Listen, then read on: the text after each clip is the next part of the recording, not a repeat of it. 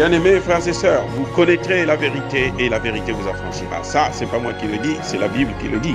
Mais moi, je vous dis mieux. Vous connaîtrez la vérité historique, notamment celle de vos ancêtres kémites, et vous aurez une vision globale de ce que c'est que la vraie souveraineté politique. J'ajoute, vous reviendrez à la spiritualité africaine ancestrale et vous comprendrez les enjeux de l'indépendance économique.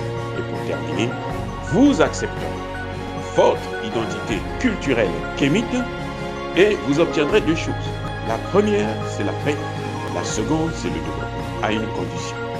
L'unité de toute l'Afrique noire, l'unité de tous les Noirs du monde entier. Otep à tous, bienvenue sur la chaîne des panafricanistes par essence, par conviction et par excellence. Celle des citoyens kémites par nécessité et obligation de combat. Nous sommes une chaîne qui n'est guidée que par nos ancêtres et rien que par les ancêtres qui appartiennent à l'égrégore du monde noir. Par conséquent, nous ne croyons en aucun Dieu venu de l'étranger.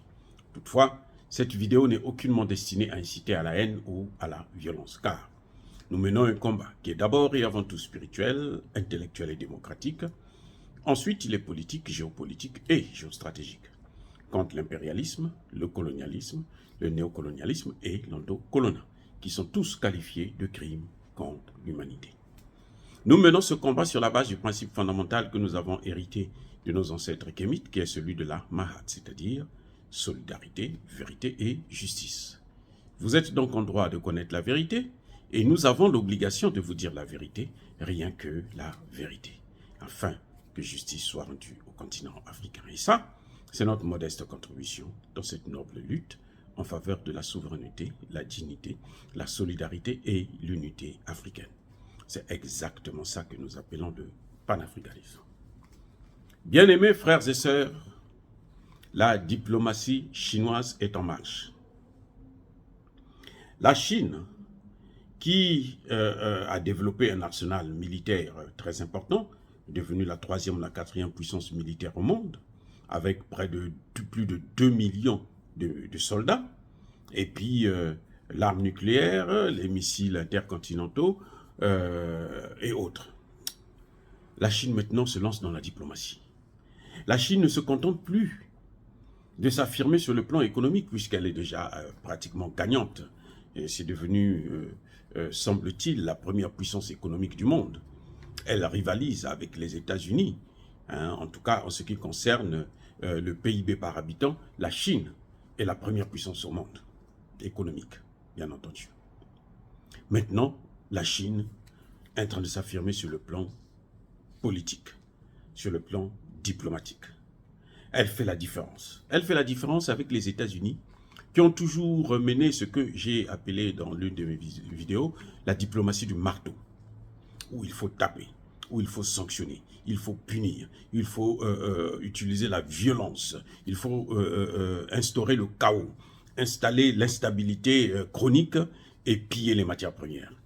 La Chine vient avec le soft power, une autre politique, une autre diplomatie, une diplomatie plus correcte, plus juste.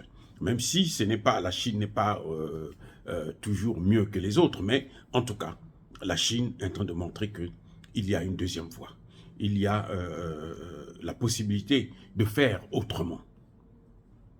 C'est ainsi que la Chine est le premier pays à présenter un plan de paix entre la Russie et l'Ukraine. Les Occidentaux critiquent ce plan de paix parce que les Occidentaux veulent que ce plan de paix puisse être favorable à l'Ukraine, que la Chine puisse condamner déjà la Russie et demander à la Russie de retirer ses troupes dans le Donbass. Ce qui est impossible d'ailleurs, vous le savez très bien.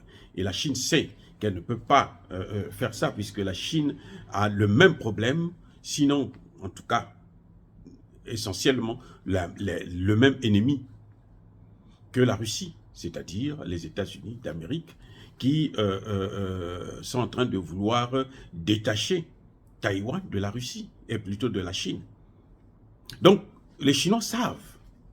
C'est pour ça, et ils savent comment on en est arrivé là. Ils savent que ce sont les Américains qui ont voulu se rapprocher de plus en plus de la Russie, qui ont mis la sécurité de la Russie en danger. Les Chinois le savent. Donc leur position est une position, je dirais, plus ou moins neutre. Parce que on sait que entre l'Ukraine et la Russie, ce n'est pas l'Ukraine en train de se battre à la place des Américains. Donc en fait, c'est la guerre de l'OTAN contre la Russie. Et la Chine a bien compris ça. C'est pour ça qu'elle préfère entamer des bons offices. Donc, la Chine a proposé quand même un plan de paix sur 12 points que les États-Unis ne veulent même pas examiner parce que pour eux, il faut que ce soit à l'avantage des États-Unis. La Chine a réussi à mettre l'Iran et l'Arabie Saoudite sur une même table, sur une même longueur d'onde. Elle a pu faire en sorte que les deux pays puissent se reconnecter, de pays frères, bien sûr, parce qu'ils sont tous des pays arabes. Et cette situation, la réconciliation entre l'Iran et l'Arabie Saoudite, entraîne automatiquement des répercussions sur la guerre au Yémen. Ça apporte plus ça est en train d'apporter de la paix. Donc, on voit bien que la Chine a une forme de diplomatie qui est complètement différente de celle des Occidentaux, qui est caractérisée que par leurs intérêts. La Chine aussi a des intérêts, c'est vrai, la Chine a des intérêts, c'est connu.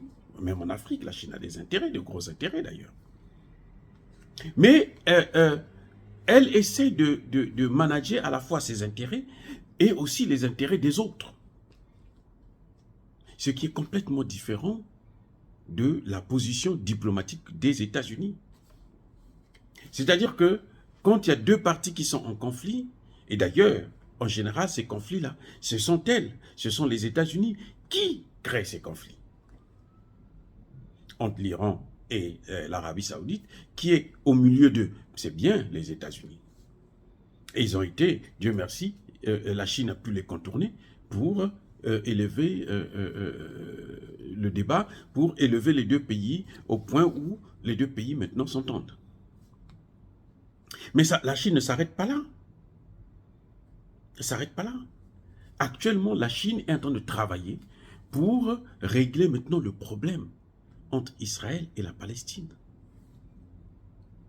Ça, c'est autre chose. Les États-Unis ont échoué. Depuis la création d'Israël, les États-Unis ont échoué. Pourquoi? Parce que les États-Unis ont un parti pris. Eh oui. Les États-Unis sont juges et partis. Et cette position ne peut pas vous permettre de régler une crise aussi pointue, aussi grave, aussi sérieuse que celle du Moyen-Orient. C'est pas possible. C'est pas possible. Donc on voit très bien que la Chine est mieux placée. Et d'ailleurs, les deux parties sont prêts à entamer de nouvelles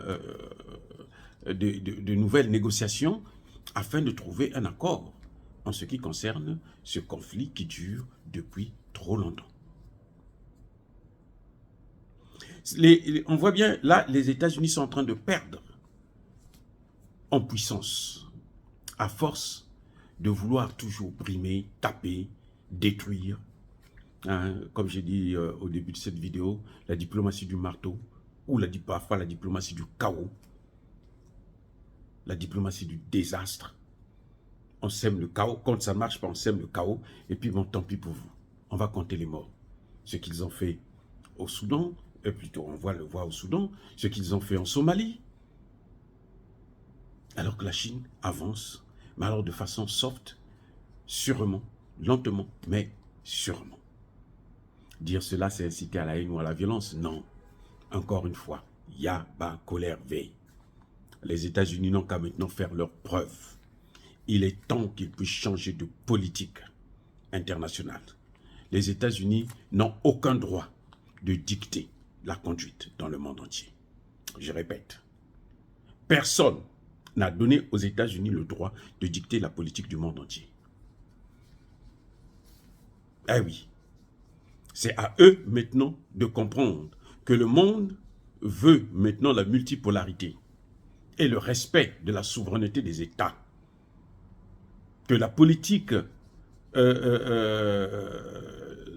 avec l'arme à la main, la politique de domination, d'influence et de prédation des matières premières dans les pays, notamment sous-développés comme les pays africains, ce n'est pas une politique qui peut mener les fruits. Parce que, il faut le reconnaître, il y a toujours plus fort que soi. Vous êtes fort, vous tapez les gens. Mais ces gens que vous êtes en train de taper là, au fur et à mesure que vous les tapez, ils sont en train de réfléchir comment on va faire pour arrêter cette hémorragie. Jusqu'à ce qu'ils trouveront la solution. Et lorsqu'ils trouveront la solution, croyez-moi, ça va se retourner contre celui qui est en train de taper d'une manière pire que l'effet boomerang. Alors, bien-aimés frères et sœurs, encore une fois, soyez bénis par le Dieu des Kémites et par nos ancêtres angélisés. Mais que tous ceux qui persécutent le continent africain le pillent et le déstabilisent, qu'ils soient blancs, noirs, arabes, chinois ou indiens, qui que ce soit, qu'ils soient foudroyés, neutralisés, punis, effacés, écrasés par ce Dieu des Kémites et par nos ancêtres angélisés. Vive l'Afrique éternelle, j'ai dit et j'assume.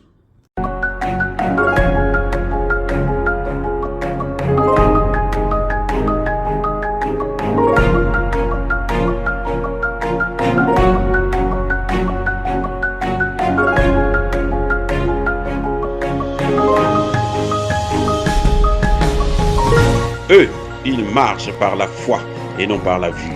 Mais moi, je vous conseille vivement de marcher par la connaissance scientifique et historique, notamment celle de nos ancêtres kémites, par les 5 sens et par l'intelligence. Abou Apia.